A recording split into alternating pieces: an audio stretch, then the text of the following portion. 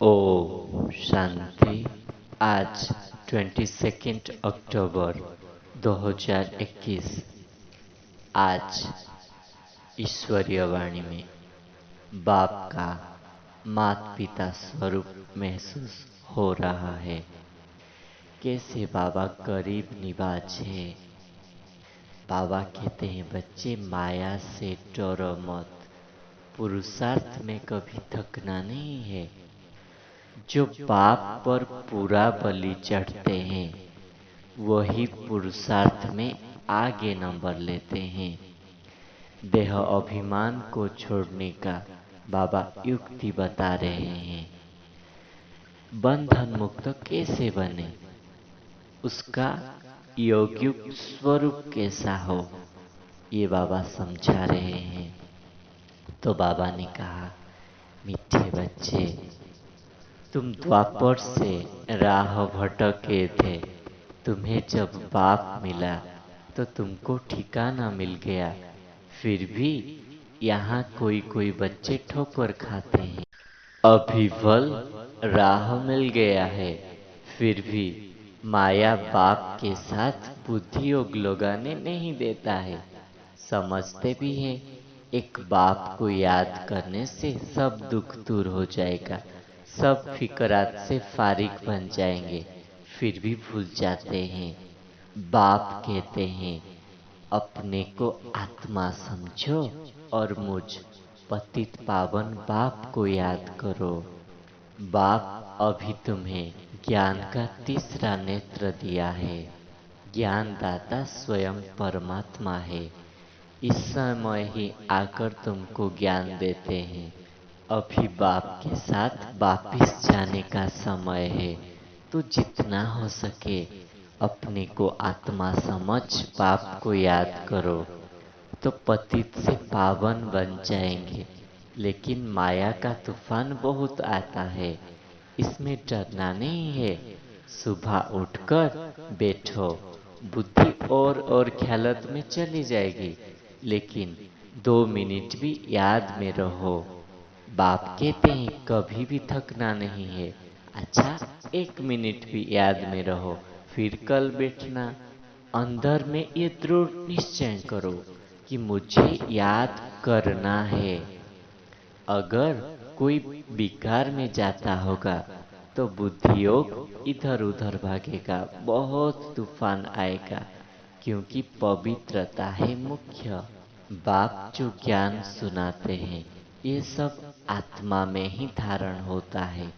बाकी जो रहा हुआ हिसाब किताब है उसको यहाँ ही चुकता करना है।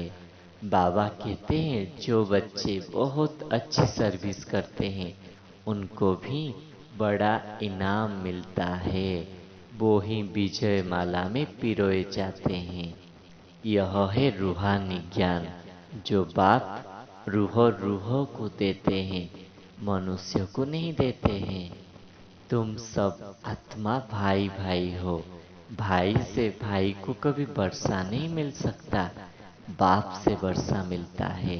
तो एक बाप को याद करो। हर एक के चलन पुरुषार्थ से ही पता लग जाता है कि कौन बनेगा, प्रजा बनेगा या महाराजा महारानी। पिछाड़ी में तुमको सब साक्षात्कार होगा। सारा पुरुषार्थ पर मदार है। कुर्बान भी होना है ना। बाप कहते हैं मैं तो गरीब निवाज हूँ, तुम गरीब ही मुझ पर कुर्बान होते हो। दान हमेशा गरीब को ही दिया जाता है।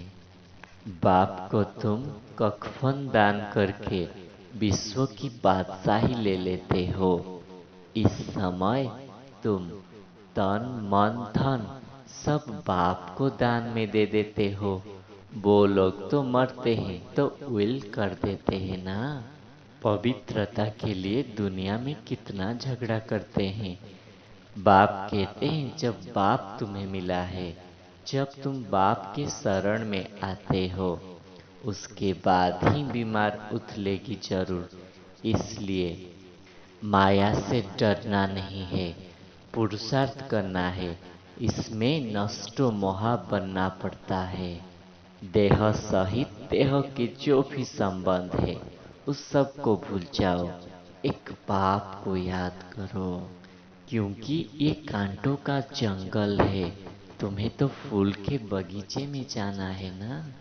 यहाँ तो सब एक दूसरे को काटते रहते हैं, कोई बात पर बिगड़ पड़ते हैं तो गाली देते हैं, लड़ पड़ते हैं। तुम बच्चों को तो घर में भी बहुत मीठा बनना है, नहीं तो मनुष्य कहेंगे इनमें भी तो 5 विकार दान देते हुए भी क्रोध कैसे आया। शायद क्रोध दान नहीं किया है, इसलिए बाप कहते हैं बच्चे झोली में 5 विकार दान में दे दो तो तुम्हारा ग्रहण छूट जाएगा, तुम भी अब संपूर्ण बनते हो। तो बाप कहते हैं विकार दान में दे दो, तुमको स्वर्ग की बादशाही मिलती है ना। फिर बाप धीरज देते हैं बच्चे, इस पुराने दुनिया में बाकी थोड़ा टाइम है, अभी तुम्हें देह अभिमान को छोड़ना है। देह अभिमान छोड़ बाप के सर्विस में लग जाओ, अपने को बंदर से मंदिर लायक बनाने की पुरुषार्थ करो। भ्रमरी कछुआ का भी मिसल अब बाप ही देते हैं। भ्रमरी बन सबको जाकर ज्ञान की भूं भूं करो। तुम ऊंचे से ऊंच कुल ब्राह्मण कुलभूषण हो, तुम्हारी माला कभी बन नहीं सकती, क्योंकि आज जो यहाँ है कल यहाँ नहीं है।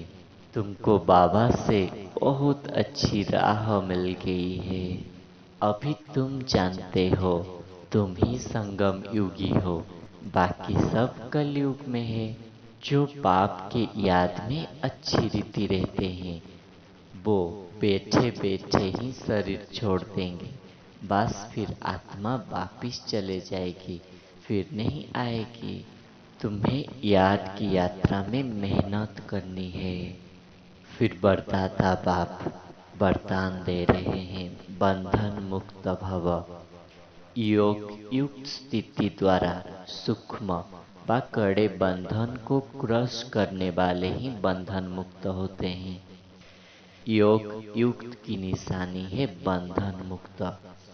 योग युक्त बनने में सबसे बड़ा अंतिम बंधन है स्वयं को समझदार समझकर श्रीमत को अपनी बुद्धि की कमाल समझना, अर्थात श्रीमत में भी अपनी बुद्धि मिक्स करना, जैसे बुद्धि का अभिमान कहा जाता है।